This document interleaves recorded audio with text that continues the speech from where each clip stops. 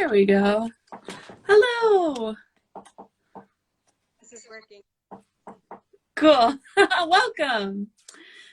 This is NiCHE Conversations. I'm Jessica DeWitt. I'm one of the editors here at the Network in Canadian History and Environment. And today I am joined by Denisa Krasna. Do you want to tell us about yourself? Sure. Hello, thank you for inviting me and for featuring my piece in NiCHE. Very honored to be here. So first and foremost, I'm an academic, a scholar in Canadian studies from Czech Republic. But I often go to Canada as well, and I am a slickliner or a highliner, and we will talk about that today. Yes, yeah. So in September, you worked with our editor, Caroline, who's in the audience today. And we published a piece called Highlining as Outdoor Artivism, Building Bridges to Sustainable Futures. And that's what we're going to be chatting about today. So I thought we'd start with, telling the audience, what is highlining and, tell us a bit more about your personal connection to it. Sure, that's a great question. So highlining is a form of slacklining. Slacklining is a fairly modern sport that probably many scholars don't know about. It's a modern form of tightrope walking, but we walk on flat 1-inch wide webbing that is very dynamic. And slack lines or high lines that are slack lines in the heights are usually rigged in natural landscapes or in urban landscapes as well. And they're, unlike tight ropes, they are kind of stretchy and, like I said, dynamic, but we don't want them too tight. So that's the difference. It is fun to walk that, and I recommend everyone to walk a slack line up until 20 meters. I think, in a park, that's a great form of exercise. After that, it becomes a little bit more challenging and demanding, but also fun. Just, be careful as with any sports. If you do it more and more, you need to compensate a lot. That's just my warning. It looks very challenging. I know I've seen people do slacklining in parks, like, a couple feet between a couple trees, but highlining is definitely next level. And yeah, I'm just very impressed by it. I'm very, very afraid of heights. So just the idea that you can do that is so cool. I think most of us are afraid of heights. Yeah. I'm not personally, but generally when anyone goes on a high line, they get that fear or that adrenaline rush, even though they don't know they were afraid of heights. It's just not natural for us people to be flying like birds, right? So yeah. To get used to. That's interesting, like comparing it to flying like birds. That's cool. So that kind of gets to the next question, which is how does this sport of highlining facilitate a relationship with the environment and with more than humans? Yeah, so I think first and foremost, it's we are in natural spaces when we rig high lines. Usually we are somewhere outside, so we need to think about how we are going to connect to points. It could be two towers in the Alps, for example, in the mountains, or it could be between, across a valley above a river.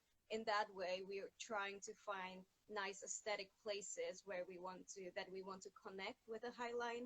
So in that way, high line can be thought of as a bridge. And then, of course, we need to respect that environment that we are in. We need to establish a connection with that environment because we don't want to die there, right? So we also need to be careful with what trees we are using. They need to be nice, robust trees that will carry the high line. But as opposed to tight ropes, for example, there's very minimal impact on the environment. And but we would get into technicalities here. Then there's the connection of the highliner when they walk the high line.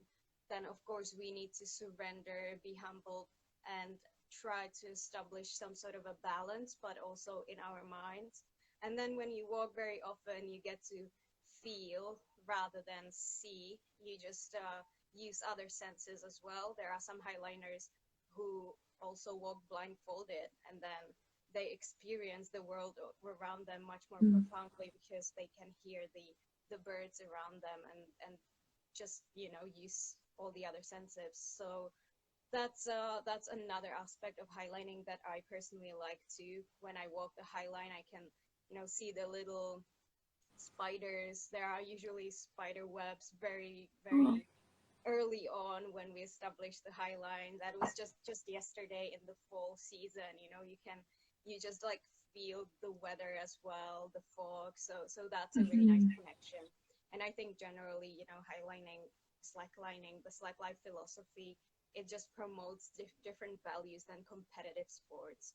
So in those values, there's also the respect for the environment.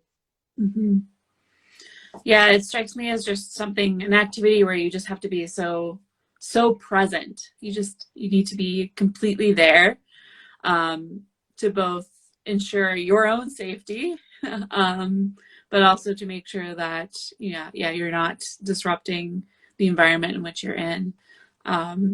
Yeah, and I really like the way that you talk about it in the piece. It comes across really well. I really appreciated that idea. And yeah, I think so different from how any way that I interact with the environment, and I'm sure a lot of people do as well. So kind of having a window into that is really cool. I mean, including myself, I don't usually, you know, I come from competitive sports, that's a very different culture and very different mindset in those sports. So compared to highlining or climbing as well, but in Yeah. highlining, I feel like it's even more important for me to stay present, like I said, and like you said nicely, and then to surrender and be very in touch with everything that's around me, including my emotions. So in that Cool. case, in that sense, it's a very humbling experience. Neat. Yeah. So in the piece, you use the term artivism. So I thought maybe you could like define that. What is artivism, and how is highlining an example of it? So I think, you know, the way I understand it, artivism, or how broadly it is understood today, it's art and activism. So resistance art that can empower those who depict and use it for depicting, and those who are depicted as well. It is impactful because I think, unlike other forms of resistance, art touches people emotionally. Some people also use the word creativism, so I think that's nice. But I think highlighting can be used as artivism or can be seen as artivism. It doesn't have to be, and it's not by many people who Yeah. view it only as a sport.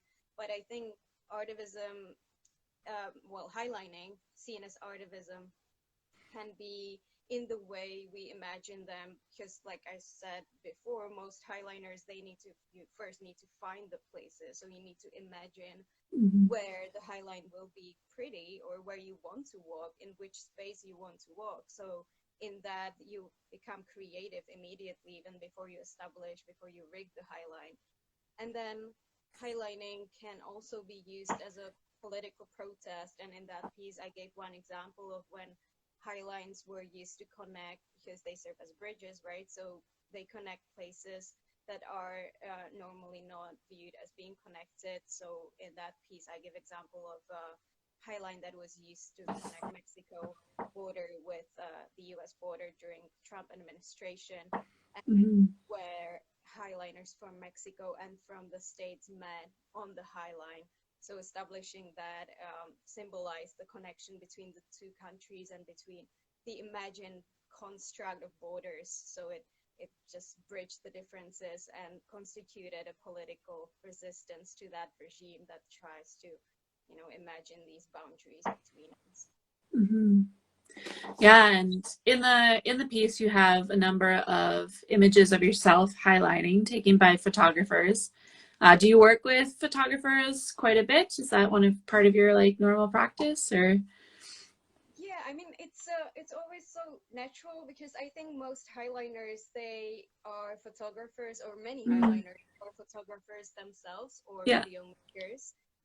Either they were before already, or they became highliners because they just sort of, wanted to photograph or take videos of other highliners, so they became highliners themselves. But we usually always have a photographer amongst us. cool. But I think I also really appreciate working with my dad, who loves to take photographs, and he takes really beautiful ones. I think there are several photographs in that piece taken by my dad. And he doesn't highline, but he loves to go and watch highlines everywhere where he thinks they're going to be beautiful. So like castles or natural landscapes, mountains, anywhere he can. So Hmm. yeah, I really enjoy that. Cool. Yeah, and I encourage everyone to check out the piece, not just for the writing, but also for the photography, because they really are gorgeous. And I think they communicate really well what you're talking about in the piece. And yeah, it's just great. Um, yeah, so everyone should read it. And I thank you for joining me today, Denisa. This was great to chat with you. Thank you, Jessica, for inviting me and for picking this Highline article. That's rather unusual, and I love that you spotlighted it. And I also want to thank Caroline, of course, because she's an amazing editor, and she's a big part of this project. Yes, yes, awesome. And you've got another piece coming out with us this month, right? I I think. do. I do, about our course Comprehending Canada. No more highlining there. No, just academics. Exactly. Well, everyone should keep an eye out for that article. And thanks for joining me. I'll talk to you soon. Thanks, Denisa. Thank you. Bye, Jessica. Bye.